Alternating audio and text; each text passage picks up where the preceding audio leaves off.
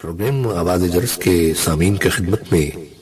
محمود احمد کا سلام و آداب۔ بسم اللہ الرحمن الرحیم۔ معزز سامعین، نبی اکرم صلی اللہ علیہ وسلم کا ارشاد ہے، جب تم دیکھو کہ اللہ تعالیٰ کسی شخص کو اس کی نافرمانیوں کے باوجود اس کی خواہش کے مطابق دنیاوی نعمتوں سے سرفراز کر رہا ہے تو سمجھ لو کہ یہ اللہ رب العالمین کی طرف سے مہلت ہے۔ پھر آپ صلی اللہ علیہ وسلم نے قرآن حکیم کی یہ آیت تلاوت فرمائی جس کا ترجمہ ہے، پھر جب انہوں نے اس نصیحت کو جو انہیں کی گئی تھی فراموش کر دیا تو ہم نے ان پر ہر چیز یعنی تمام نعمتوں کے دروازے کھول دیے، یہاں تک کہ جب وہ ان چیزوں سے کہ جو انہیں دی گئی تھیں خوش ہو گئے تو ہم نے انہیں اچانک دبوچ لیا اور وہ اس وقت مایوس ہو کر رہ گئے۔ پرانے دور کے صالحین کا یہ فرمانا ہے، جب تم مشاہدہ کرے کہ اللہ سبحانہ تعالیٰ تیرے اوپر اپنی نعمتیں لگاتار اتار رہے ہیں اور تو اس کی نافرمانیوں پر قائم ہے تو پھر تو خبردار ہو جا،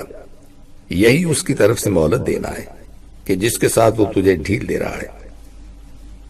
قرآن حکیم کی سورہ الفجر میں ارشاد باری تعالیٰ ہے جس کا ترجمہ ہے، بے شک تمہارا پروردگار طاق میں ہے کہ کب انسان کا مواخذہ کرے،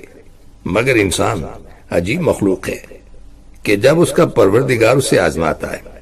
کہ اسے عزت بخشتا اور نعمتیں عطا کرتا ہے تو وہ کہتا ہے کہ میرے رب نے میری عزت کی، اور جب دوسری طرح آزماتا ہے کہ اس پر روزی تنگ کر دیتا ہے تو کہتا ہے میرے رب نے میری توہین کر ڈالی، یعنی مجھے ذلیل کر کے رکھ دیا۔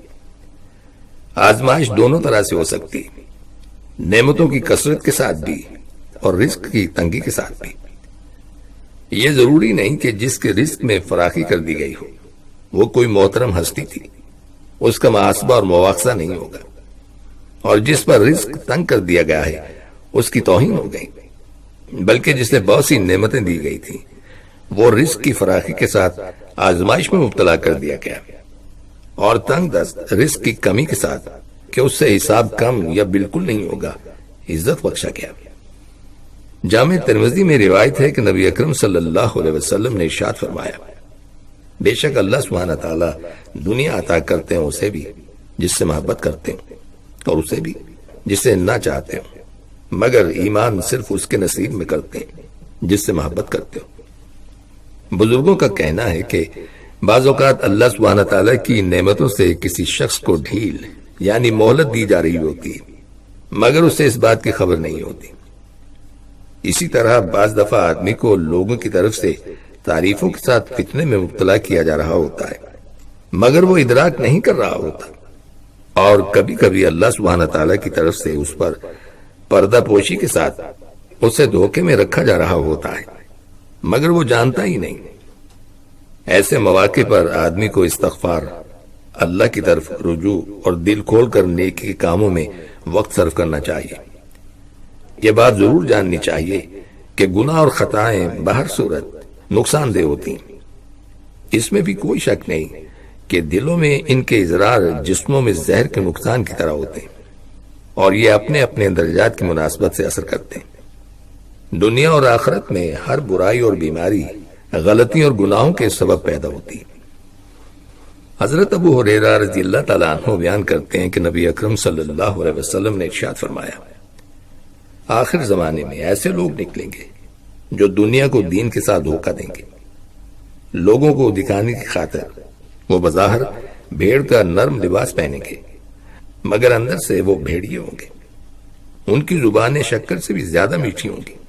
مگر ان کے دل بھیڑیوں کے دل ہوں گے۔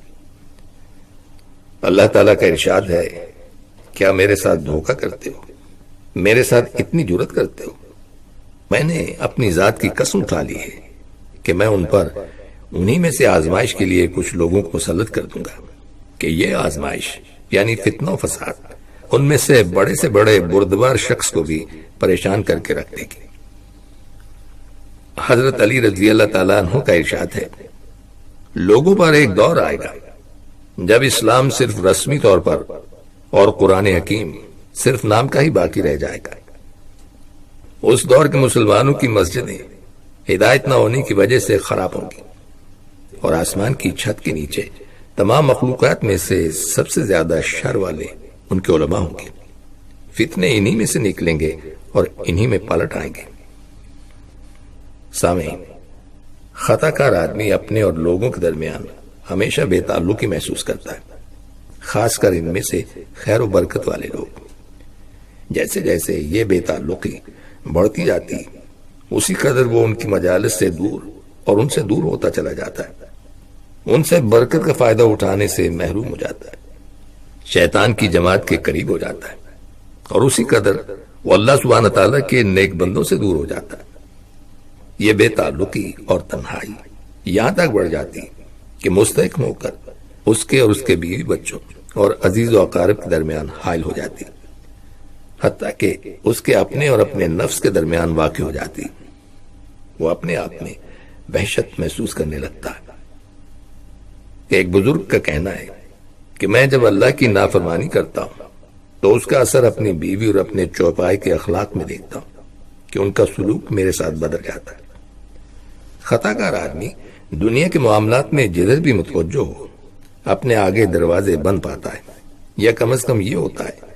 کہ اس پر سب امور دشوار ہو جاتے ہیں، جبکہ اس کے مقابلے میں وہ شخص جو اللہ سے ڈر جائے، تقوی اختیار کرے، اللہ تعالیٰ اس کے کام میں آسانی پیدا فرما دیتے ہیں، اور جو تقوی کو چھوڑ بیٹھے اس کے کام اللہ سبحانہ تعالیٰ مشکل بنا دیتے ہیں۔ اللہ اکبر! کس قدر حیرانی کی بات ہے کہ آدمی پر خیر کے دروازے بند ہو رہے ہیں اور اس کی مصلحتیں مسدود کی جا رہی ہیں، مگر اسے اس بات کا ادراک بھی نہ ہو کہ یہ سب کچھ کیسے ہو رہا ہے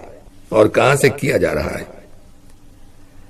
حقیقت یہ ہے کہ گنہگار آدمی اپنے دل میں ٹھیک اس طرح سے اندھیرا محسوس کرتا ہے جس طرح سے کہ تاریک رات ہو۔ اس کے دل کے لیے معصیت کا اندھیرا اسی طرح ہو جاتا ہے جس طرح سے آنکھوں کا محسوس اندھیرا ہو۔ بلا شبہ اطاعت ایک نور ہے اور نافرمانی اندھیرا۔ حضرت عبداللہ ابن عباس رضی اللہ تعالیٰ عنہ فرماتے ہیں کہ بے شک نیکی کے چہرے پر چمک، دل میں نور، رزق میں فراخی، بدن میں قوت اور مخلوق کے دلوں میں محبت ہوتی، جبکہ برائی کے چہرے پر سیاہی، نحوست کا سایہ، دل اور قبر میں اندھیرا، جسم میں کمزوری، رزق میں کمی اور مخلوق کے دلوں میں حسد اور بغض پیدا ہو جاتے ہیں۔ جیسا کہ نیکی عمر میں اضافہ کرتی ہے، اسی طرح برائی اسے کم کرتی ہے۔ اس مسئلے میں راز کی بات یہ ہے کہ بلا شبہ انسان کی دنیاوی عمر اس کی زندگی کی مکمل مدت کا نام ہے کہ جسے وہ باہر صورت پوری کرتا ہے، مگر اس کی زندگی وہی حیات طیبہ شمار ہوگی جو اس کے رب کی جانب سے توجہ کرنے کے ساتھ گزرے اور اس کے ذکر، اس کی محبت اور اس کی رضا کے لیے قربان ہونے میں بسر ہو۔ یاد رکھیے، گناہ ایک دوسرے کو جنم دینے کا سبب بنتے ہیں، اور ان کا غلبہ انسان پر اس قدر زیادہ ہو جاتا ہے کہ پھر انہیں چھوڑنا اور ان کے حصار سے باہر نکلنا اس کے بس میں نہیں رہتا۔ بعض اسلاف کا فرمان ہے کہ برائی کی سزا یہ ہے کہ اس کے بعد ایک اور گناہ ہو، اور نیکی کے اجر کی دلیل یہ ہے کہ اس کے بعد ایک اور نیکی کی توفیق مل جائے۔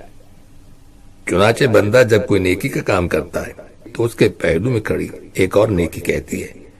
کہ اللہ کے بندے مجھے بھی کر گزر۔ جب وہ اسے کر گزرتا ہے تو تیسری اسے یہی دعوت دیتی ہے، پھر چوتھی اور پانچویں، اور بے شمار نیکیاں اس سے ہوتی چلی جاتی اور نفع بڑھتا ہی چلا جاتا ہے۔ اطاعت اور فرما برداری اور عمل صالح میں اضافہ ہوتا چلا جاتا ہے۔ بہرحال برائیوں اور گناہوں کا حال یہ ہے کہ ایک کے بعد دوسرا اور دوسرے کے بعد تیسرا، اور پھر برائیوں کا ایک تسلسل بن جاتا ہے، اور پھر ایک وقت ایسا آتا ہے کہ انسان توبہ اور استغفار سے دور ہو جاتا ہے۔ یہ انسان کی بہت ہی خوفناک حالت ہوتی ہے کہ جس سے وہ دوچار ہو جاتا ہے۔ اس کیفیت میں مبتلا ہونے کے بعد گناہ آدمی کے دل کو نہایت کمزور کر دیتے ہیں، تو اس میں نافرمانی کا ارادہ تقویت پکڑ لیتا ہے اور توبہ کا ارادہ تھوڑا تھوڑا کر کے کمزور ہونا شروع ہو جاتا ہے، حتیٰ کہ اس کے دل سے توبہ کا ارادہ مکمل طور پر صاف ہو جاتا ہے۔ اسی کیفیت کے دوران اگر اسے موت آ جائے تو وہ اللہ کی طرف کبھی متوجہ ہو کر توبہ کرنے والا نہیں ہوتا۔ کبھی کبھار اس کی زبان سے استغفار کے کلمات ادا بھی ہو جائیں تو کچھ فرق نہیں پڑتا۔ اور سامعین، ان کلمات کے ساتھ ہی ہمارے آج کے پروگرام کا وقت بھی اب ختم ہوتا ہے، اس دعا کے ساتھ کہ اللہ تعالی ہم سب کو صراط مستقیم پر چلنے کی توفیق عطا فرمائے، آمین۔ آئندہ ملاقات تک کے لیے محمود احمد کو اجازت دیجیے، اللہ حافظ۔ پروگرام آواز جرس کے سامعین کے